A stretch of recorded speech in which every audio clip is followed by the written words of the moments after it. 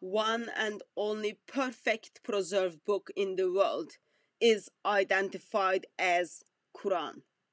It's been so perfectly preserved, dot by dot, letter by letter, sound by sound, word by word. It's exactly the same wherever you go to.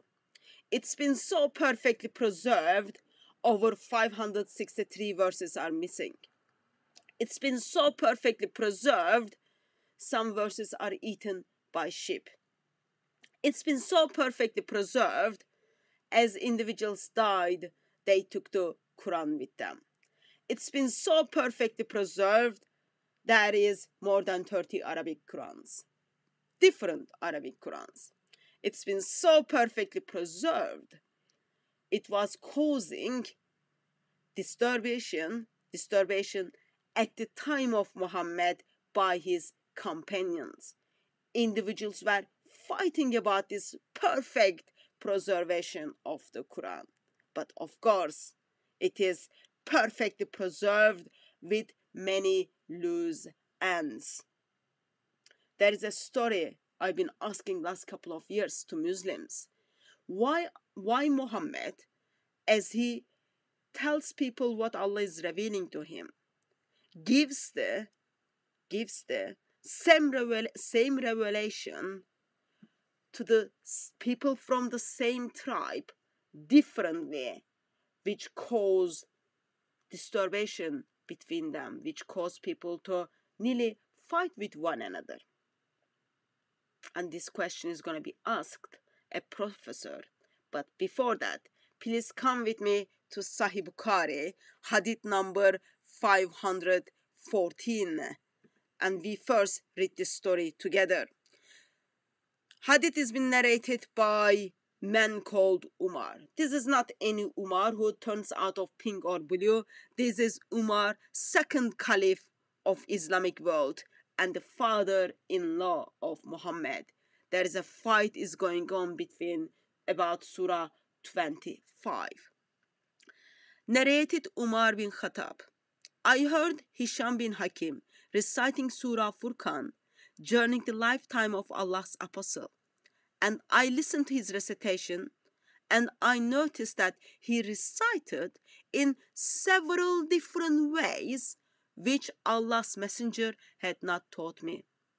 I was about to jump over him during his prayer, but I controlled my temper.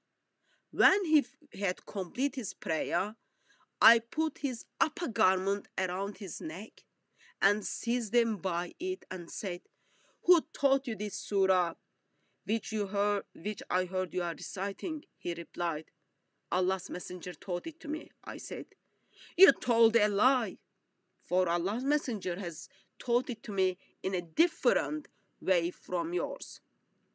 So I dragged him to Allah's messenger and said, "I heard this person is reciting Surah Furqan in a way which you have not taught me." On that, Allah's apostle said, "Release him, Umar. Recite, O Hisham." Then he recited in the same way I heard him reciting. Then Allah's messenger said, "It was revealed in this way," and edited, "Recite, O Umar." I recited as he had taught me. Allah's messenger then said, "It was revealed in this way." This Quran has been revealed to be recited in 7 different ways. So recite it whichever is easier for you. Hisham bin Hakim and Umar bin Khattab is from the same tribe. Muhammad is teaching them the Quran, people who are in the same tribe, in different ways. By that stage, no one is knowing that the Quran is being revealing in different ways until Umar wants to grab him, jump over him during his prayer. But Umar is so kind. He waits until the prayer is finishing. And both of them goes to Muhammad, and Muhammad says, "Recite it whichever easier for you," after he okays those different ways of Surah 25. Those people are from the same tribe. They are speaking the same dialect. And both of them are learning from the same person. Muhammad is saying, recite it whichever easier for you. I've been asking the question last couple of years. Why people in the same tribe are reciting the same surah differently while they are speaking the same dialect? I am asking the question, actually, how can that make it easier?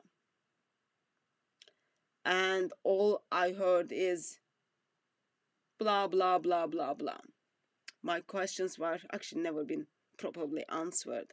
But a couple of years ago, the individual who I did ask the question was brave enough to ask the question to a professor who has been doing amazing works on the Quranic manuscripts, Professor Yasin Dutton. So let's hear the question a Muslim missionary is gonna ask. Very, very similar question for last couple of years I've been asking. Why individual from the same tribe needs to learn the Quran in different way, and we don't even know which way is that, and why on earth that will make it easier for them. Remember, word of Allah has been perfectly preserved. There is only one Quran, but in somehow there were different Qurans at the time of Muhammad. Let's listen this short clip. Sorry, I'll come to you. The rukhsa was given to read in different ways. Looking at the hadith which are in sahih collections, which seems to indicate that the Prophet ﷺ directly taught them the particular surah. So they heard from the Prophet ﷺ, and when they replied back after, like the example of Umar ibn Khattab, it seems to indicate that they learned it directly from the Prophet. So obviously direct learning would be when the Prophet recited to that particular companion and he's learned it that way. Rather than, there's a stock template where you can actually use that template with the degree of variances that are allowed and permissible. That's the other question that I'd like to clarify. So the question is, obviously the Prophet ﷺ would not have taught every single companion all the different ways of reading. It's practically impossible. It's impossible. So that means there has to be a way where the companions had their own ikhtiyar, their choice, based on the permissibility that was given. So they have clear understanding of how much, or what was the degree of variations or variations that you can bring about in revelation. The question remains is, what was exactly the rukhsa that was given? I mean, some of the hadith which indicates Ghafur Rahim, Samir Alim, but I'm not sure about the authenticity of some of these narrations. So if we go for the strict authentic narrations, then you have one picture, but if you have the evidence speaks for itself, then you can get a different picture altogether. What's your clarification on this? When the same two people from the same dialect or tribe, reciting differently, if the Prophet taught them differently, and how is it making it easier?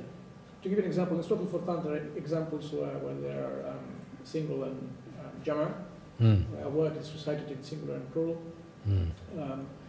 Examples of where it's ya'malun and ta'malun, something of this difference of grammatical declension.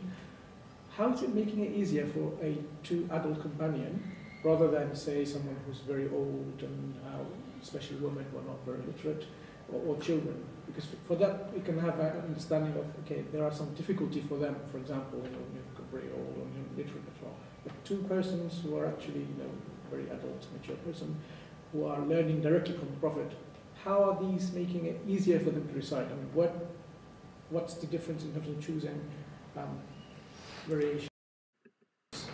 Got one. So, first of all, I think we need to give credit when it is necessary. Thank you so much. Thank you so much for finally being brave enough and asking the questions I've been asking Muslim missionaries. Muslim missionaries asking Yasin Dutton for now. So that is good. Well done. Now you know the answers you have given to us, which you intentionally lied, wasn't even justifying you. Since there is only one perfect preserved Quran and perfectly preserved. So why on earth?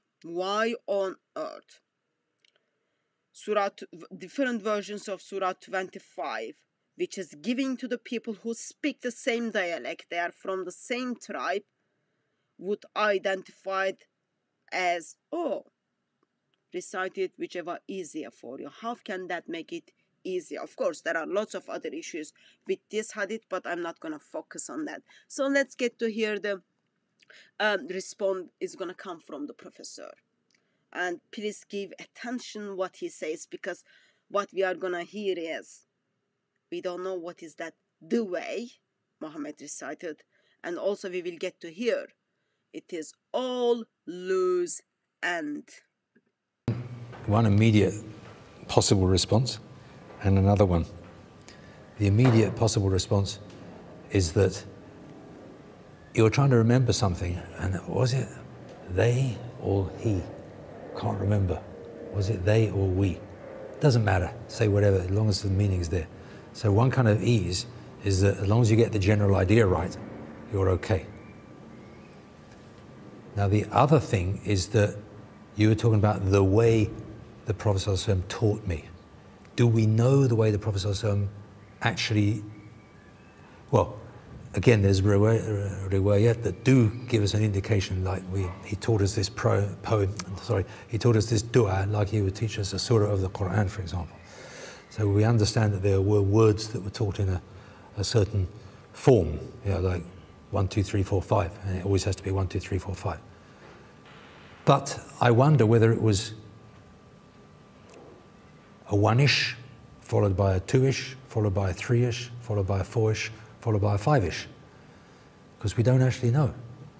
As long as you've got 1, 2, 3, 4, 5 in that kind of order, again, it's back to the idea of what was it when we say the way the Prophet ﷺ recited. What do we actually mean? Because we're thinking in terms, we're expecting, and people have expected for, literally 1400 years or whatever it is, they've been expecting a very limited understanding of the way the Prophet ﷺ recited it, which is why there's a problem in the first place.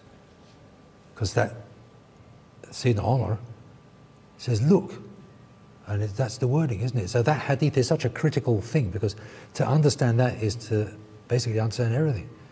Because he was told, yes, that was the way it was revealed. Now what does that mean?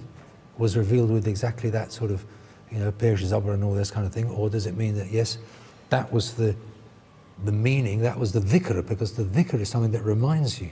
Again, it's not well, I suppose the dhikr, you could say it's, hey, do that, remind yourself of that. I mean, there are lots of loose ends, you see. Just a quick note, I'm sure it is not my place to remind the professors or Muslim missionaries, but riwayats are never been seen by Muhammad. Muhammad was long dead before the riwayats stepped into the Muslim world. Did you catch it? As long as meaning is there, as long as you've got the general idea. Did you get it? What is that way? We don't know. And we don't know. It is all loose end. So, it is all loose end. Quran has been apparently, according to Muslim sources, revealed to Muhammad in different ways, but it is all loose ends. It is all the general idea. You get the general idea correct. Why? How can it make it easy? People who speak the same language, they are from the same tribe, they speak the same dialect. Gets the different version of the Quran to make it easier for them? It's all loose end. Yet. Quran has been perfectly preserved. There is only one Quran alongside of over 30 different Arabic Qurans. Quran has been so perfectly preserved, it ends up having loose end and getting the general idea. But I cannot share that info with you. All you need to know is dot by dot, letter by letter, sound by sound, word by word. Quran has been perfectly preserved, and there is only one perfect Quran every individual recites today, because that is the story we want to tell everyone, so that no one leaves the Islam and no one opens their eyes to the lies not only Muhammad told individuals, but 21st century Muslims are lying their community. Please, please, please, please, just follow the lies and follow the lies and stay in Islam, because still there is only one perfect Quran alongside of many Qurans with the different versions of it. And it ends up having, it's all loose ends. We've just got the general idea correct.